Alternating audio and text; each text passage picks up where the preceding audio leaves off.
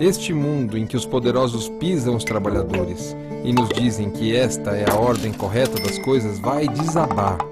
E nascerá uma sociedade de liberdade em que cada um cooperará voluntariamente por uma vida melhor. Disse Augusto Spies no tribunal em que foi condenado à morte, acusado de ser uma das lideranças no 1º de maio de 1886.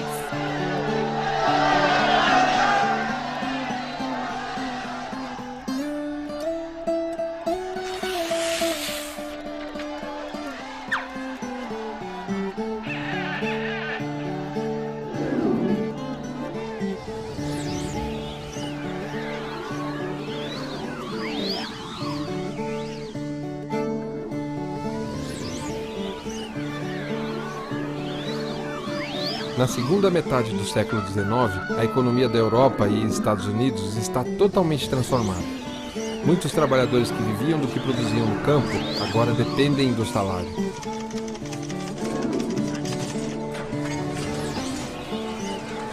Lavradoras, sapateiras, artesãs.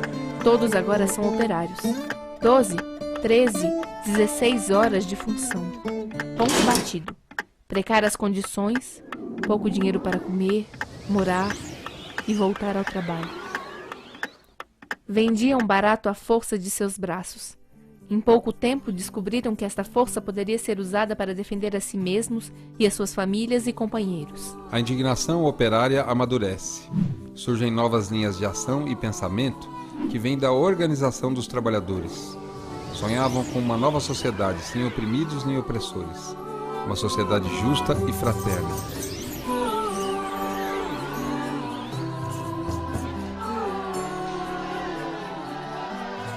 Em Chicago, convocaram o início de uma greve geral para 1º de maio. Operários parados, máquinas paradas, trabalhadoras e trabalhadores nas ruas para lutar por uma vida melhor, renovada. A repressão disparou suas armas covardemente e 6 homens morreram. Em resposta, anarquistas convocaram um grande ato no dia 4 de maio na Praça Haymarket. A tropa em serviço marchou novamente contra a multidão.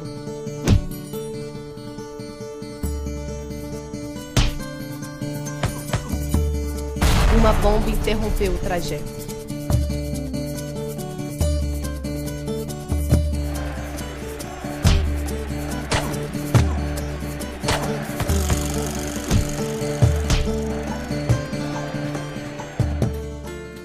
Fuzis e metralhadoras soaram alto, muito alto. Dizem que durante 5 minutos. Manifestantes morreram, policiais também. Todos eles trabalhadoras e trabalhadores. Alguém tinha que ser considerado culpado, e 5 líderes do movimento dos trabalhadores foram presos. Condenados à pena capital. O julgamento seria invalidado anos depois de sua morte. As ideias, no entanto, não são feitas nem de carne nem de ossos. Vencem a morte e ganham o mundo. Em 1889, a Segunda Internacional Socialista anuncia 1º de maio como o Dia do Trabalhador. A principal bandeira, redução da jornada. 8 horas de trabalho, 8 horas de lazer,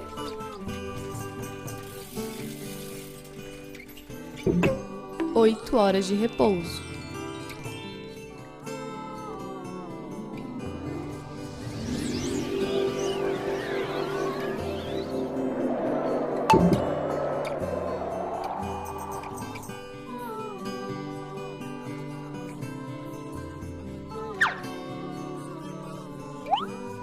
Em 1890, Espanha, por 8 horas de trabalho. 1907, Festival em La Paz, Bolívia. 1909, 30 mil pessoas em Buenos Aires, Argentina. 1913, 25 mil trabalhadores no México. Na Rússia cai o czar. A vitória do poder popular convida ao despertar dos direitos. A luta dos trabalhadores, simbolizada no 1º de maio, foi melhorando a vida e permitindo novas reivindicações. Em 1919, a OIT, Organização Internacional do Trabalho, estabelece 8 horas diárias e 40 horas semanais. Governos e empresários comemoram juntos com trabalhadores. Grandes carnavais de música, jogos e presentes divertiam e embriagavam a memória da data. Queriam reinventar o 1º de maio. Mas já estava marcado nos calendários.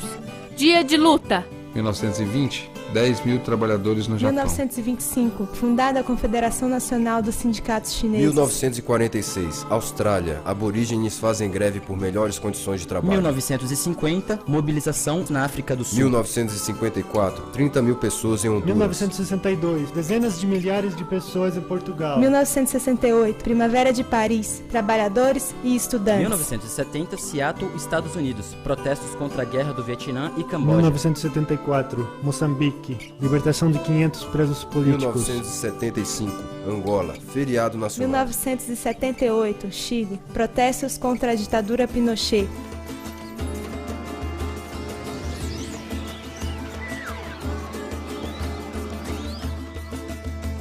Já no Brasil, os trabalhadores, escravos ou muito explorados em grande parte da nossa história, sempre resistiram e lutaram contra a tirania. Essas revoltas não foram esquecidas, nem pelos trabalhadores, nem pelas elites. No novo tempo que a República prometia, era necessário ter mais opções de mão de obra para os patrões. Não apenas os negros e índios, já conhecidos por sua capacidade de reação.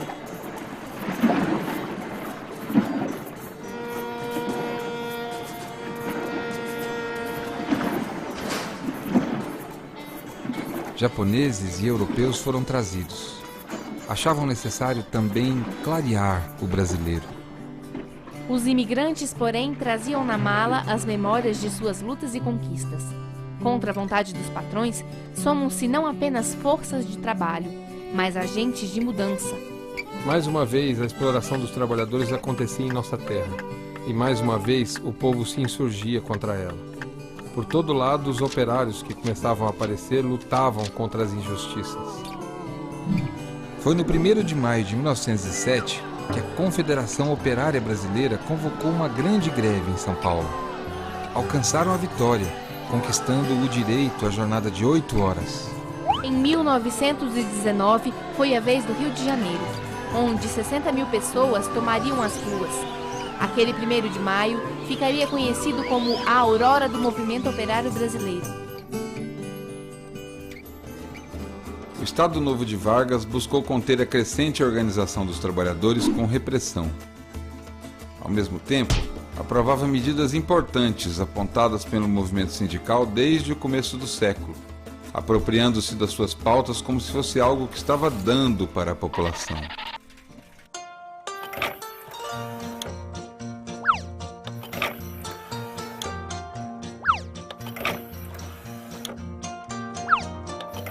O tempo passou e o 1º de maio sofreu transformações. Chegou a perder espaço diante de velhas estratégias desmobilizadoras.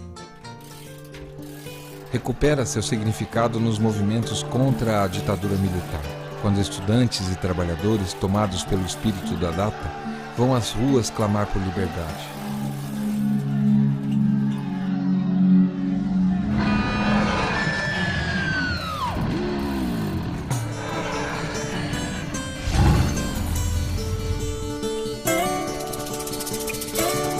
Em 79, iniciam o processo de abertura política.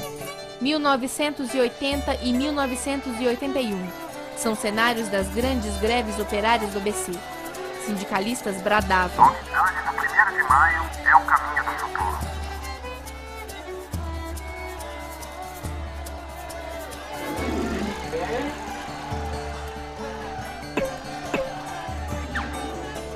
Essas mobilizações foram base da reabertura democrática brasileira e tornaram-se pilares de uma nova estrutura política, abrindo espaço à liberdade de sonho, organização e ação.